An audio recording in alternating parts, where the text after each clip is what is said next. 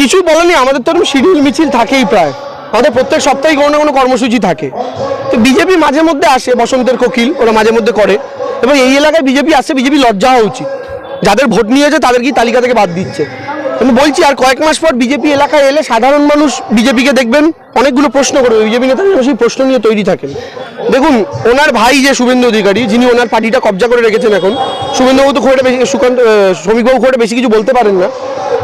সেই শুভেন্দুবাবু বলেছিলেন অবিভক্ত মেদিনীপুরে তৃণমূল বিধানসভায় 0 সিট পাবে, 35টার মধ্যে তৃণমূল 26টা জিতেছিল, ঠিক আছে। তো বিজেপি পেয়েছিল 9টা।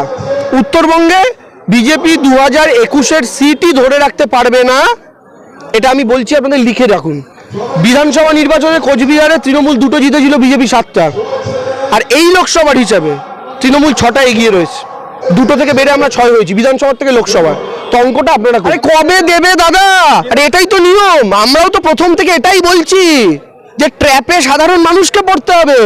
বিজেপি এসআইআর এর জুজু দেখিয়ে, সিএ জুজু দেখিয়ে ভোট নিয়েছে। আপনারা আমায় বলুন, সিএ বি থেকে সিএ আইনটা পাস হয়েছে কবে? 2020।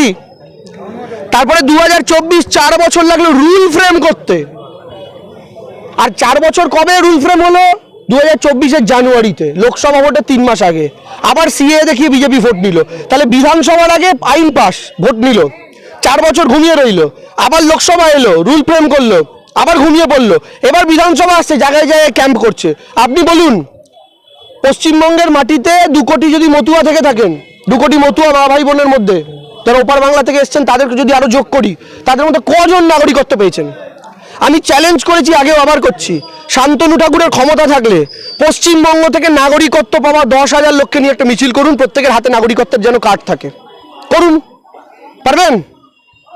10,000 লোককে নিয়ে শান্তনু ঠাকুর মিছিল করবেন যাদের হাতে নাগরিকত্বের কার্ড আছে। মতুয়ার সংখ্যা 2 কোটি, চ্যালেঞ্জ করছি। পারবেন না, কারণ আপনারা দিতেই পারেননি। তো আজকে কেন বিজেপিকে ক্যাম্প করতে হচ্ছে? সিএম এতদিন ঘুমোচ্ছিল, আজকে যে মতুয়া মা ভাই বোনের নাম বাদ যাবে এসআইআর তালিকা থেকে, তারা তো এবার ভোটটা দিতে পারবেন না। কারণ একজন নাগরিকত্বের জন্য অ্যাপ্লাই করলে মিনিমাম 1-1.5 বছর লাগছে নাগরিকত্ব পেতে। তাও 100 জন অ্যাপ্লাই করলে 5 জন পাচ্ছেন, 95 জনেরটা রিজেক্ট হচ্ছে।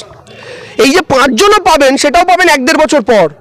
মানে আজকে যাদের এসআইআর এর নাম বাদ যাচ্ছে, তারা পরের পঞ্চায়েতেও ভোট দিতে পারবেন কিনা সন্দেহ আছে। এই ট্র্যাপে তাদের কে ফেললো? বিজেপি। আর এই এসআইআর হচ্ছে এনআরসির ছোট ভাই। এরপরে এনআরসি হবে, তখন এই যাদের নাম বাদ যাচ্ছে ড্রাফ থেকে, তাদেরকে ধরে ধরে ডিটেনশন ক্যাম্পে ভরবে। আর যে জমি খালি হবে, ওই জমিতে উত্তরপ্রদেশ বিহার থেকে লোক ঢোকাবে। এটা বিজেপির প্ল্যানিং, আমরা প্রথম দিন থেকে বলে এসেছিলাম। আমরা হয়তো বোঝাতে পারিনি মানুষকে, আজকে মানুষ বুঝতে পারছেন। ইন্ডিয়ার অবস্থা খারাপ হচ্ছে, বিহারে হারার কথা বলছে, তো বিহারে তো হেরেই ছিল। শুনুন, এসআইআর হওয়ার পর বিহারে বিজেপি যে কাজটা করতে পেরেছে, কারণ বিহারে ওরা গভর্নমেন্টে ছিল, ওরা বিরোধী ভোট বাদ দিয়েছে। সাধারণত যারা যাদব ভোটার, যারা মুসলিম ভোটার, তারা বিহারে আরজেডিকে ভোট দেয়। বিজেপি এসআইআর করে বেছে বেছে যাদব পদবি দেখে দেখে নাম ধরে বাদ দিয়েছে।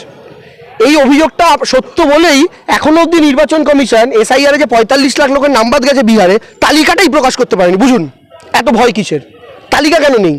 তালিকা দেখলেই তো মানুষ বুঝে যাবে অ্যাকচুয়ালি তোমরা কাকে বেছে বেছে বাদ দিচ্ছ। কিন্তু বাংলায় এটা বিজেপি করতে পারবে না, কারণ বাংলায় ওরা গভর্নমেন্টে নেই।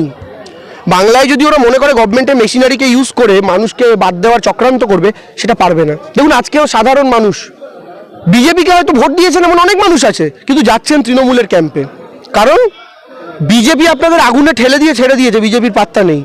কিন্তু সেই আগুন থেকে বাঁচানো, যে বিজেপি আগুনে ঠেলবে, এটা যে তৃণমূল বলে আসছে 19 থেকে, বলে বলে এসে আজকে ফাইনালি আগুনে ঠেললো। কিন্তু তারপরেও সাধারণ মানুষকে সহযোগিতা করার জন্য পাড়ায় পাড়ায়, এলাকায় এলাকায়, ব্লকে ব্লকে ক্যাম্প করে কে বসে আছে?